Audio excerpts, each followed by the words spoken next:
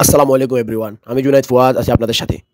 31/8/2025 রোজ রবিবার সকাল 8:30 আমাদের টুর্নামেন্টকে সামনে রেখে প্রস্তুতি ম্যাচের আয়োজন করা হয় বাইরুত বারবির স্পোর্টিং ক্লাব বনাম ত্রিফুলি কিংস্টার ক্লাব। স্থানটা ছিল ডাউনটাউন মাঠ বাইরুত। আমরা ত্রিফুলি থেকে 6:30 দিকে ক্লাবের সকল খেলোয়াড়দেরকে নিয়ে রওনা হয়ে যাই।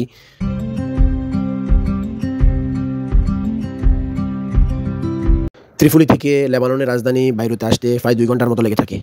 সকালবেলা রাস্তায় জ্যাম না থাকায় 1 ঘন্টা 45 মিনিটের ভিতরে আমরা চলে আসি ডাউনটাউন এলাকাতে। অস্থির একটা এলাকা। বর্তমানে আমরা আছি ডাউনটাউন এলাকাতে। রাসেল মামা, কি পরিস্থিতি, কি আসে বিষয় বলেন? আলহামদুলিল্লাহ, আমরা জয়ের লক্ষ্যে মাঠে যাইতেছি। ইনশাআল্লাহ আমরা জয় নিয়ে ফিরবো ইনশাআল্লাহ। আমাদের ত্রিফুলি কিংস্টার ক্লাব আজকে ডাউনটাউন মাঠে 2টি ম্যাচ অনুষ্ঠিত হবে। ইনশাআল্লাহ আমরা জয় নিয়ে ত্রিফুলিতে ফিরবো।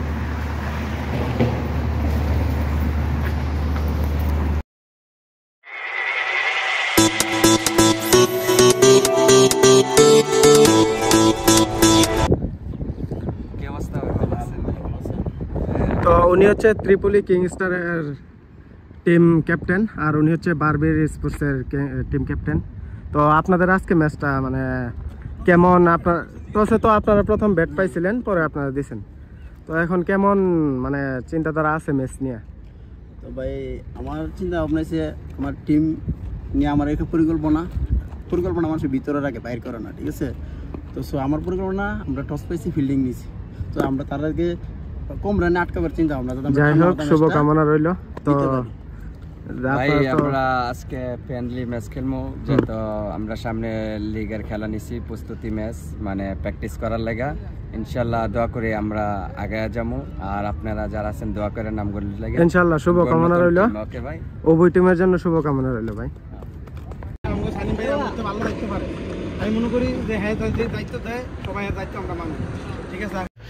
ঠিক যথাযথ সময়ের ভিতরে 2টি ম্যাচ অনুষ্ঠিত হয়। 2টি ম্যাচেই বারবিল স্পোর্টিং ক্লাবকে হারিয়ে ত্রিফুলি কিংস্টার ক্লাব জয়লাভ করে। ওই সময় উপস্থিত ছিলেন ত্রিফুলি ক্লাব কমিটির সদস্যবৃন্দ।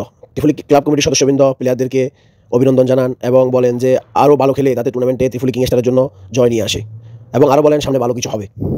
তো আমরা সকল প্লেয়ারবৃন্দ ডাউনটাউন থেকে চলে আসি দাওরার উদ্দেশ্যে। তো আজকের ভিডিওটি এই পর্যন্ত ছিল। সবাই ভালো থাকবেন, সুস্থ থাকবেন, দেখা হবে নতুন কোনো ভিডিওতে। ধন্যবাদ সবাইকে।